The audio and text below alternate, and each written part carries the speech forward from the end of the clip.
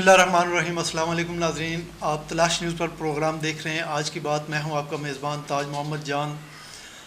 آج single point ہے، اس پر ہم ڈسکس کریں گے نواز شریف کی واپسی۔ دبئی سے ان کا طیارہ اڑان بھر چکا ہے پاکستان کے لیے، 2 بجے یہاں پہ لینڈ کرے گا اسلام آباد ایئرپورٹ پر، اور پھر یہاں سے وہ لاہور جائیں گے۔ اور دوسرا جو ہے موضوع ہمارا، شیخ رشید صاحب جو ہیں وہ چلے سے واپس آ چکے ہیں، اس پر گفتگو کریں گے۔ میرے ساتھ شریک گفتگو ہیں نثار چودھری صاحب، سینئر صحافی۔ چودھری صاحب، آپ کا بہت شکریہ، آپ ہمارے اسٹوڈیوز میں تشریف لائے۔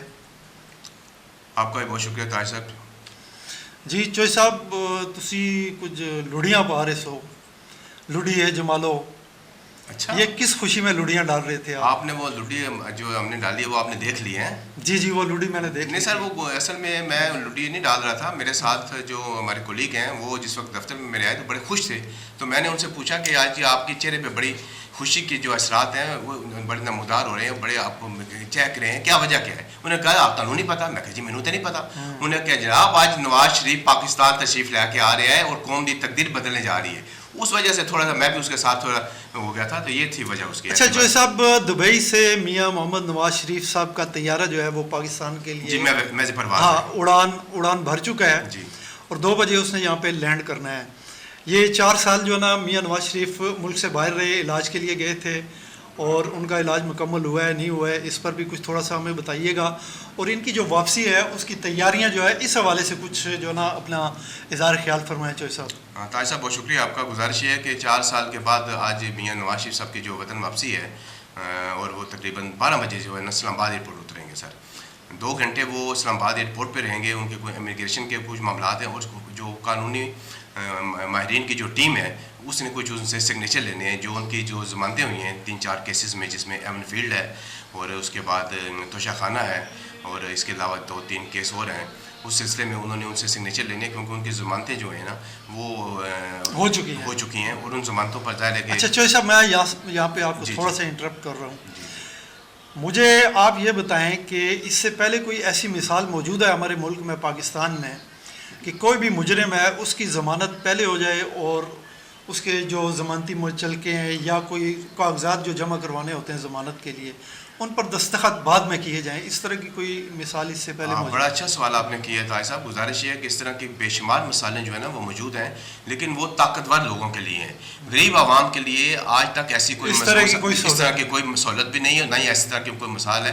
لیکن وہ نواز شریف صاحب جس وقت انہوں نے ارادہ کیا پاکستان آنے کا، تو پھر ان کے ساتھ کچھ معاملات جو ہے نا وہ طے ہوئے ہیں، ہماری جو اس وقت گورنمنٹ ہے یا اسٹیبلشمنٹ ہے اس کے ساتھ طے ہو گئے ہیں سارے معاملات، اور اب وہ اس وقت جیسا کہ آپ نے اپنے سوال میں بتایا کہ میز پرواز ہیں، اور تقریباً 2 بجے وہ یہاں اسلام آباد ایئرپورٹ اتریں گے۔ اسلام آباد ایئرپورٹ اترنے کے بعد یہاں پہ جیسا کہ میں نے آپ کو بتایا کہ ان کے طیارے کے ساتھ جو ہے نا پورا طیارہ بھر کے وہ جو ہے نا وہ دبئی سے جو ہے پاکستان آ رہے ہیں، اور اس فلائٹ کو جو ہے امید پاکستان کا نام دیا گیا ہے۔ امید پاکستان جی، امید پاکستان جی، امید پاکستان جو ہے نا فلائٹ اس وقت میز پرواز ہے، اور اس وقت وہ پاکستان کی طرف گامزن ہے، اور ٹھیک 12 بجے آپ کا یہ طیارہ آپ کیونکہ صاحب میں پھر آپ کو انٹرپٹ کر رہا ہوں۔ جی کریں سر۔ امید تو ایک ایسی صورتحال ہوتی ہے کہ آپ کچھ کرائسز ہیں ان میں سے گزر رہے ہیں، جو بھی معاملات ہوں آپ کی نجی زندگی کے ہیں یا کوئی آپ کی اجتماعی زندگی میں کچھ معاملات درپیش ہوں، اور ان مسائل سے آپ گزر رہے ہوں، اور کچھ ایک نئی امید، پہلی دفعہ آپ کو کوئی چیز نظر آ رہی ہو کہ یار یہ امید ہے۔ میاں نواز شریف اس ملک پر 3 سے 4 مرتبہ جو ہے نا اس سے پہلے بھی رول کر چکے ہیں، وہ پنجاب میں بھی چیف منسٹر رہ چکے ہیں اور پرائم منسٹر بھی رہ چکے ہیں، تو آپ ان کو نئی امید کیسے کہہ سکتے ہیں؟ یہ تو پہلے بھی موجود تھے یہاں پہ، پہلے بھی حکومت کر کے گئے ہیں، اور نئی امید کس سینس میں آپ کہہ رہے ہیں؟ یہ بھی بڑا اچھا سوال آپ نے کیا سر۔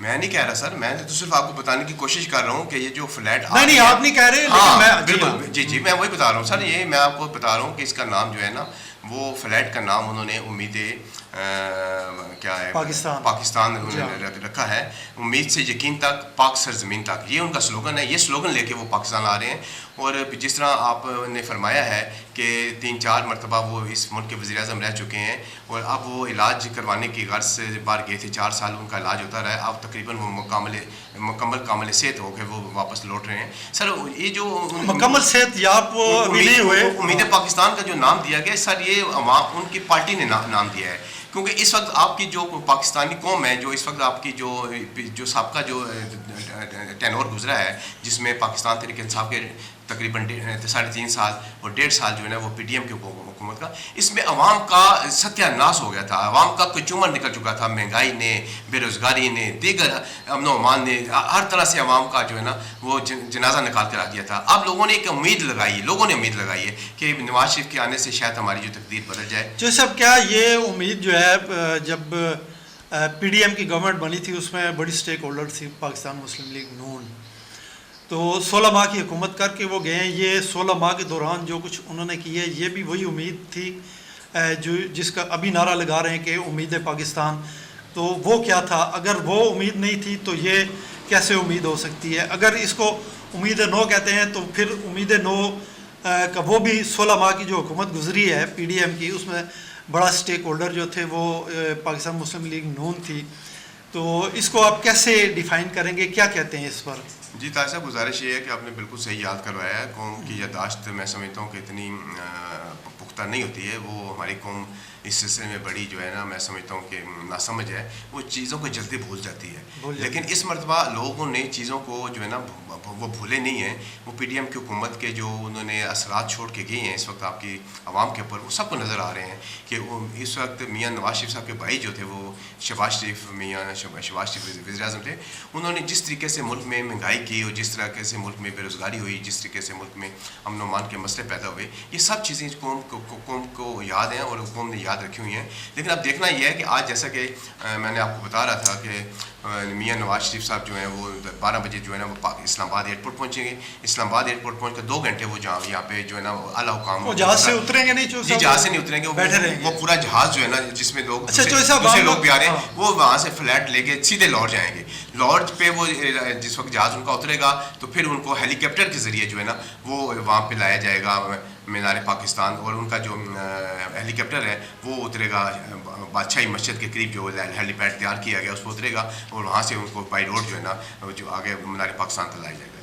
اچھا چوہی صاحب، میں آپ سے یہ جاننا چاہتا ہوں کہ وہ کیا ایسا کچھ نیا لے کے آ رہے ہیں، کوئی جادو کی چھڑی لا رہے ہیں، یا کچھ ایسا کون سا پروگرام ہے جس کے تحت جو نا یہ امید پاکستان کا نام دیا جا رہا ہے اس کو؟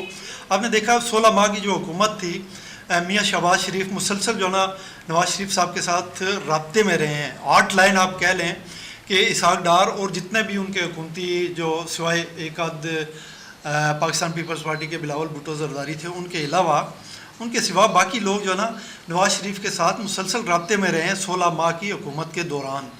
تو اس دوران بھی میاں نواز شریف کی مشاورت جو ہے وہ ان کو حاصل رہی ہے، لیکن اس حکومت کی کارکردگی جو ہے وہ بھی آپ کے سامنے ہے.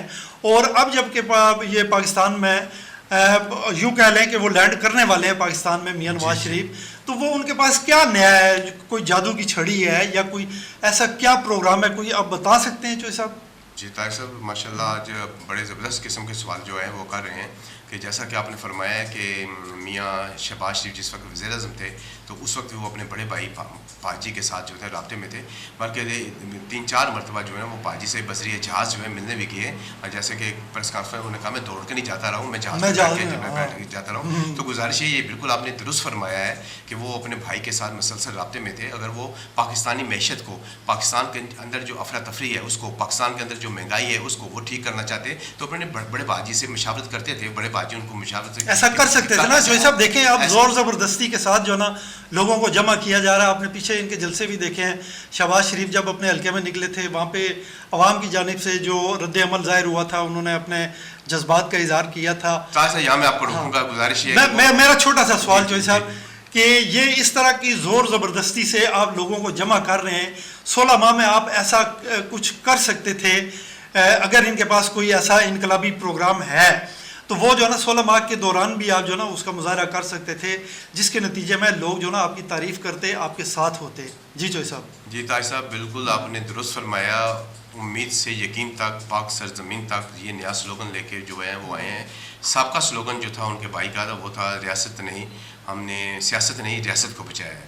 تو گزارش یہ ہے کہ ابھی جو آپ بات کر رہے ہیں کہ ایسی کیا جادو کی چھڑی وہ لے کے آ رہے ہیں اور یا جس کی وجہ سے آج اتنا ملک میں جو ہے نا وہ شور اٹھایا ہے کہ میاں نواز شریف صاحب جو واپس آ رہے ہیں, لوگ بسوں میں سوار ہو کے جا رہے ہیں, قافلے جا رہے ہیں. یہاں میں ایک اور آپ کو بات پتہ چل, شاید میں بھول جاؤں گا سر, یہ تاج صاحب پاکستان کی تاریخ کا سب سے بڑا جلسہ آج مینار پاکستان ہونے جا رہا ہے. آپ اس سے مجھ سے اتفاق کریں نہ کریں یہ آپ کی اپنی مرضی ہے, لیکن آپ آنس پڑے ہیں نا, آپ آنس پڑے ہیں. گزارش یہ آج شام تک اور کل کے اخبارات انشاءاللہ آپ کو یہ ساری چیزیں آپ کے سامنے ہوں گی کہ یہ پاکستان کا سب سے بڑا تاریخی جلسہ جو ہے ہونے جا رہا ہے, جس میں عوام کی مقبولیت بھی ہے اور جو جسے دیگر جو لوگ قوتیں ہیں ان کی پوری شمولیت بھی ہے. یہ بھی دیکھیں نا, میرے اس بات کے فکرے پر غور فرمایا کریں نا.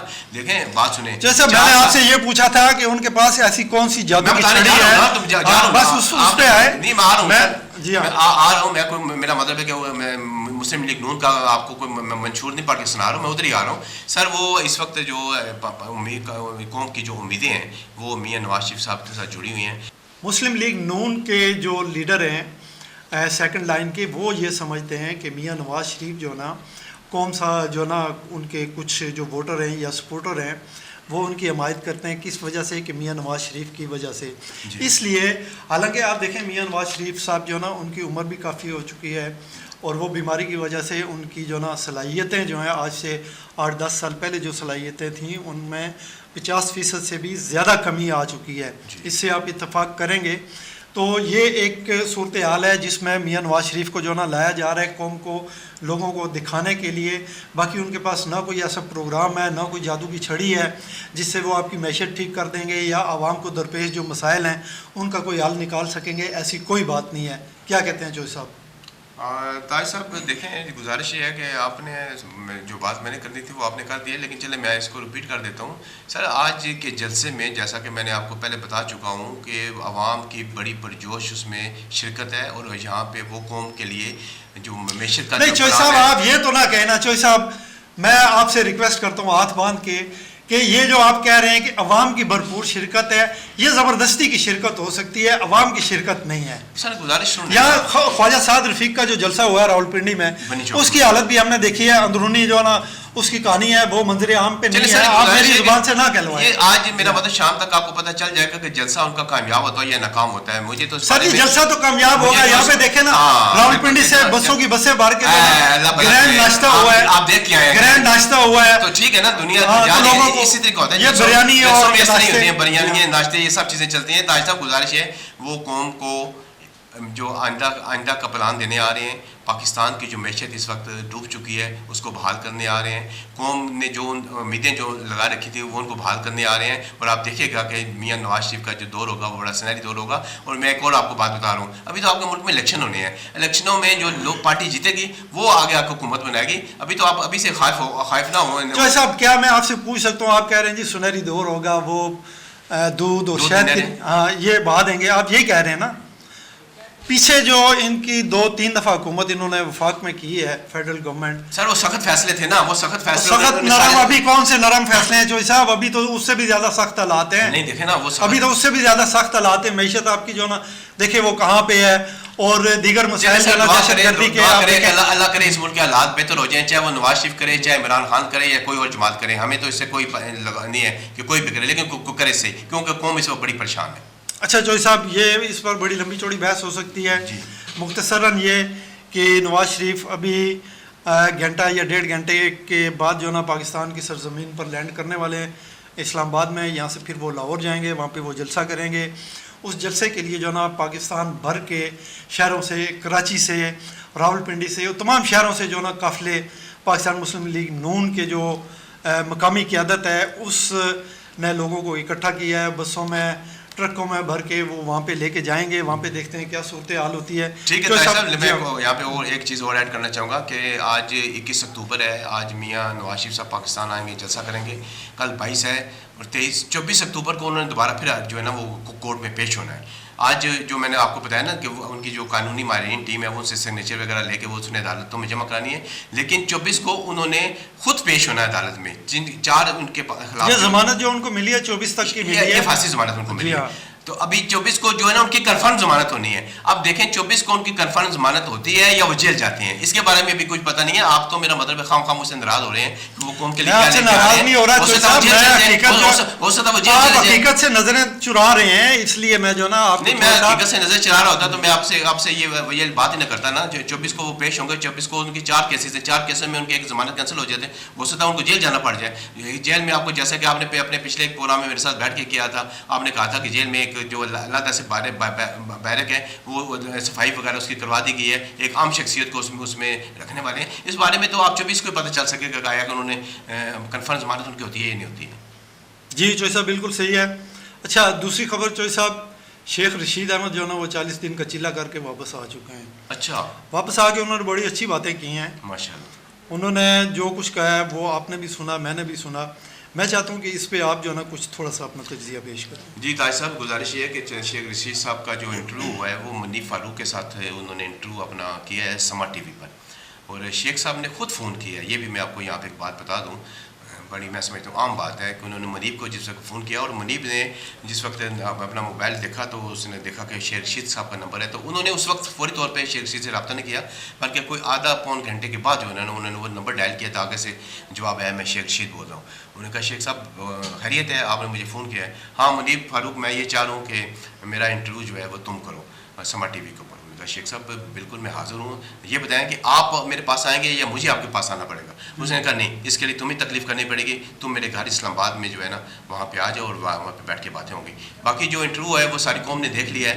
उन्होंने आज से पहले जितने भी लोग जो है ना वो इस तरीके से अफवाह होते रहे हैं आपके सामने, सदाकत अब्बासी साहब अफवाह हुए हैं, उस्मान डार साहब हुए हैं, फ़ारूक हबीब साहब हुए हैं, ये जब वापस आए हैं तो इनके चेहरे पे कुछ निशानात भी थे और ये बड़े परेशान भी थे और ये रोए हैं, धाड़े मार के ये रोए हैं। लेकिन शेख रशीद ना तो रोया है, ना उसके चेहरे पे कोई निशान थे, ना कोई उस पर कोई तशद्दुद किया है। लेकिन इन्होंने अपने प्रेस कॉन्फ्रेंस में या जो कोई इंटरव्यू जिन लोगों ने दिया है उन्होंने जो कुछ कहा है उससे बिल्कुल मुख्तलिफ शेख रशीद ने कहा है।